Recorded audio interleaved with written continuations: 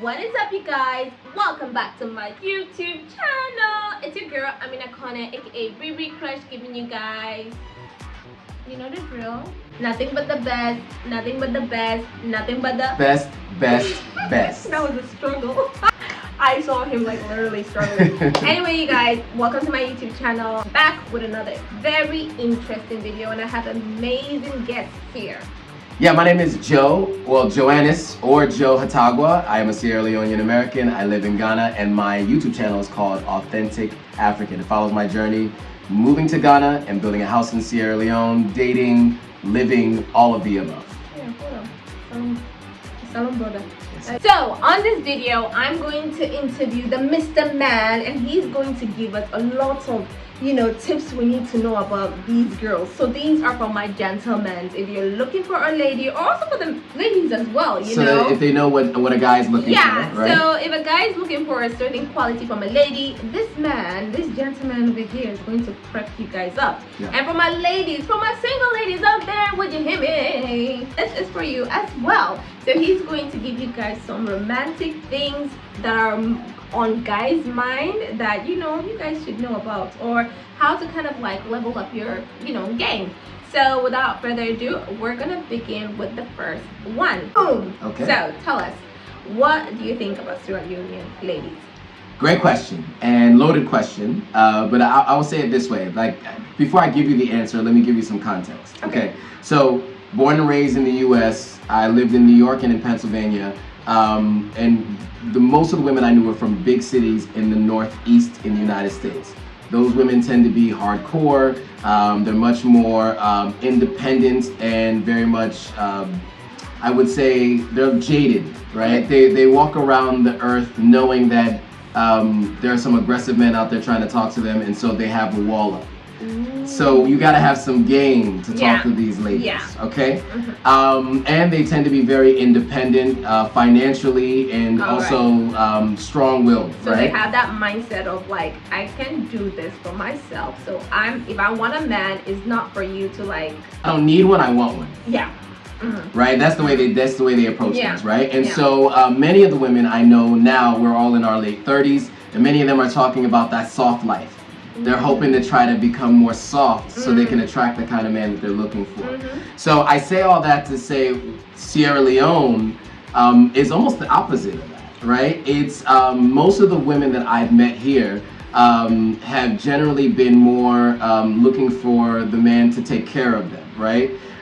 In most instances, it's been, how can you financially help me in my situation, whether they have a kid or they have families, younger sisters going through school, or they're going through school, or their father's in the hospital, or whatever. There's always a financial need. And a lot of my conversations have been in such that your feelings for them can a lot of times be equated with your output financially. And so that has been my experience, not only in Sierra Leone, but in West Africa. And I think a lot of that has to do with the fact that it's very difficult to find work.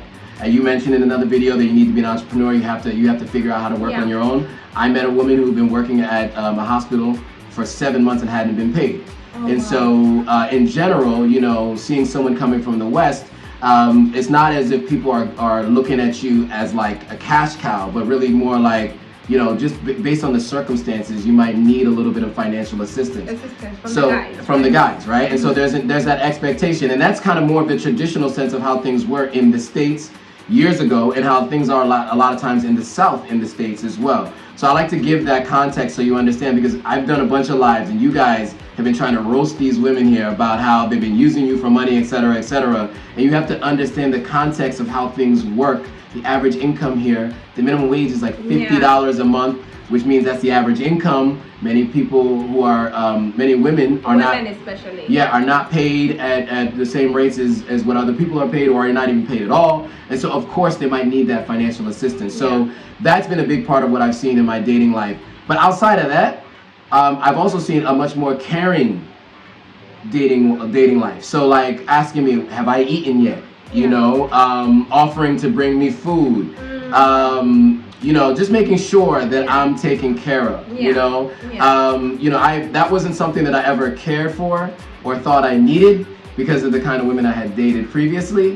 But I love that. I love someone offering to take care of me, because I have a housekeeper in Ghana, and I used to pay different people to do different things for me in the States. But when I'm here, and if I'm dating someone, they're willing to do all those things for me, even if they have their own business, which is something that I find a little bit more difficult in the States, because I think what's happening there is there's kind of a clash of traditional gender roles and where we are today, and this idea that those things aren't necessary, which they're not, but they're a great benefit if you have them, and that's what I've discovered being here. Right. It's a long way to answer the question, but that's First, when this year started, that's where this question is all going around. High value women, high value men. So that concept, that value, that we see that happening a lot in the abroad. So is that something Sierra Leonean ladies, you find Sierra Leonean ladies aware of? Some are, right? So in some of my conversations, I've met some that are, and I think, I guess we have to kind of define high value women, right? I think, if you're in this red pill internet world, I think they consider high value women just a beautiful woman, and their value can decrease over time as they get older because of the sexual and the dating marketplace. I think what you're describing is someone who maybe has an education or has a business or is working, someone who is providing something to the community, right?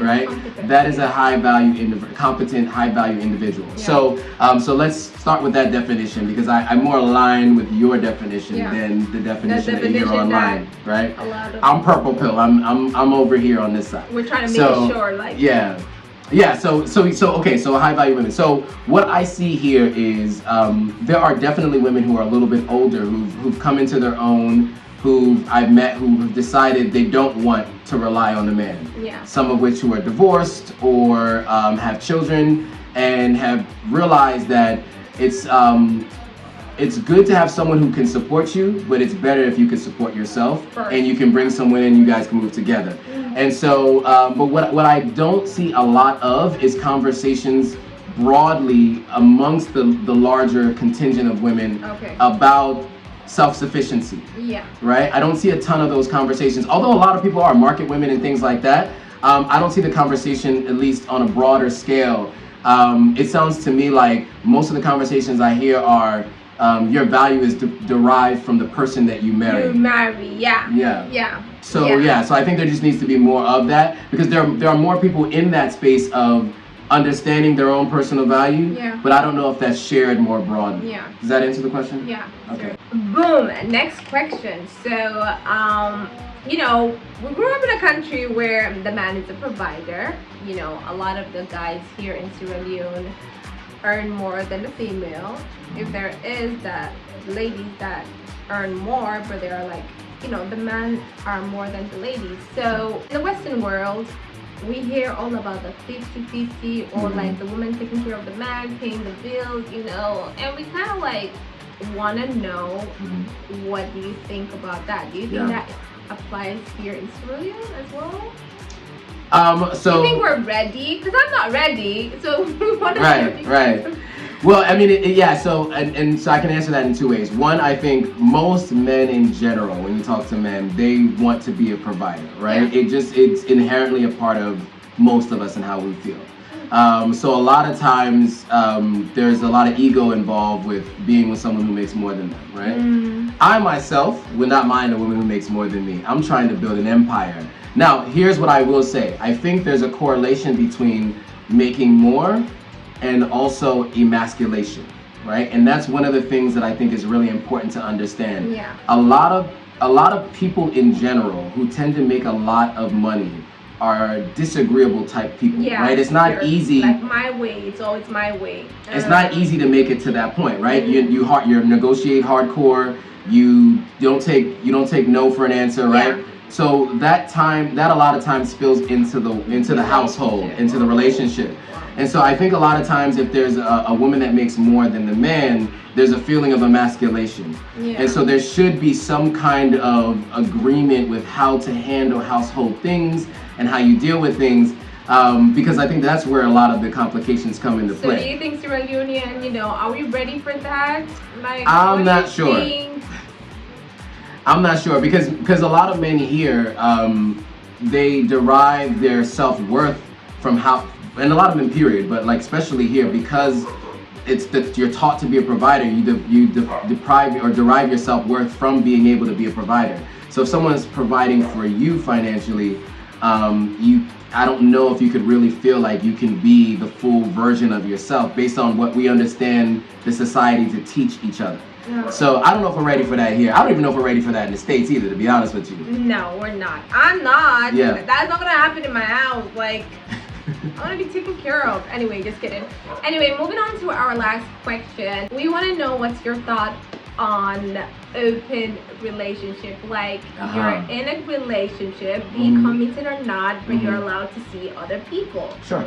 So what do you think about that? Because I can remember 10 years ago there was nothing like that, but now it's like normal. Like, people are like, yeah, we're in an open relationship, or you're allowed to see other people, but like you're with me. Yeah, so that's a great question, and I'm the perfect person to answer this question. But first, let me say this: in Sierra Leone, everyone's in an open relationship. They just lie about it. Let me just see. Let's just be honest, all right? Let's just be real about that. Let's just be real about that. All right?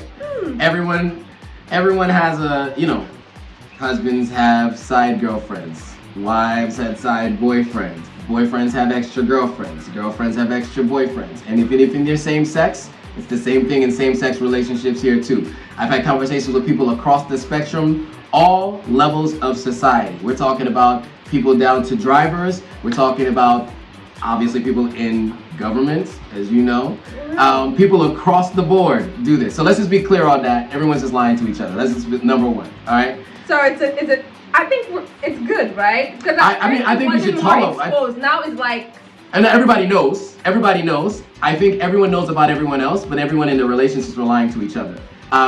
So I do think one of the issues here is that people in relationships are lying to each other. Yeah. So I think we are, in the world that we live in today, especially here in West Africa, right? You have people in relationships where the man is not able to financially take care of the woman, and so sometimes she goes elsewhere to look for finances. Oh, right? yeah. Right? So that happens a lot, which is why you find a lot of women here in relationships with other guys, right? And then one is not enough for them. Because the finances might not be enough, right? Yeah. And you know then what girls do? They have one that take care of the light bill. They got one that take care of your car bill. Like, they have one that take care of the food. It's not easy. It's not easy though. It's not easy. So there's that, and then there are guys who have their inherent nature of procreating, and spreading the seed, be fruitful and multiply, right? And so you have that instance. I think if people were more honest with each other, we'd be better. Now, to answer the question, my own personal belief system, I have been in an open relationship before. I was in a polyamorous relationship. Was it fun? It was different. Let me give you some... I'll be jealous if my boyfriend coming back and he's smiling, and I know, he knows that I know, and I'm looking at him like, who's making you smile? Is it me or her? Like, that's a good point. Look, and it doesn't mean there's a lack of jealousy. I think it's just some people who tend to be a little less jealous tend to be in those kinds of relationships. But also, for me, I went into it knowing, like, any girl that I date, right? Because of the type of woman that I'm looking for, she obviously has been dating, or somebody else is seeing her. Because she's not... there's nobody's single. Nobody's really single. You got backups in case they act up, all those kinds of phrases that people say, right? And so any girl that I meet, I presume that she's dating already. And at some point, she has to make a decision between who she's been talking to and if she's going to date me. So I've already gone into every situation thinking that. So going into that relationship, it just was the same thing. She just carried on some of the situations she had previously, right? And with us, we weren't primary partners, meaning she wasn't my main person, I wasn't her main person, right? Okay. So although we were in a relationship, we considered it committed because we discussed everything and because we grew to love each other. And it gave us also the opportunity to date each other where we wouldn't have previously. Because we were so different, there were so many things that we were able to bring out of each other. Why do I feel like it's toxic? No. Look, she got me to think more about going out, stop and smell the roses, and see the world around me. Yeah. I got her to be more serious about certain aspects of her business. And those were the two elements that we brought to each other. She was much more like airy-fairy, kind of went with the flow. Yeah. I'm much more rigid and strict, as you know, I'm very detailed. Yeah. And so it was helpful for me to kind of just calm down a little bit and just Yeah. relax and to see Like, other things. I understand your point so much because the way you just said it. Yeah. Some people, when they, try to make their relationship open, they're more focused about like trying to make that person happy. Is that person, focusing on the relationship instead of themselves? Like try to grow that person. Like forget who he's seeing, like forget who she's seeing, and kind of like build what you guys have at the moment. Instead of like focusing, and that's exactly what you did. While I'm like focusing on the next partner, like I'm negative, I'm toxic. That's me. I'm toxic. Who are you going to see? Like is she making me happy on me? Like I'm toxic. And I mean, look, and what one of the things I think is really important in an open relationship that you should take to monogamous relationships is constant communication. Yeah.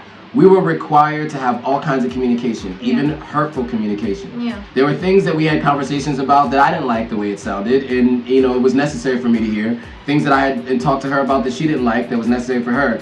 And we had check-ins all the time. We would talk about how are we feeling right now and where are we at with things. And even when we broke up, we had a very amicable breakup, and it worked out really well because we had always had an open line of communication. I always have bad breakups, and they don't ever want to see me again. Nice. We never even bumped into together. Like all my ex, I've never seen none of them. I'm friends with all my exes, so that's one thing I would say. Then we have an issue. Friendly. I would say friendly. I can't let my boyfriend be friends with his exes.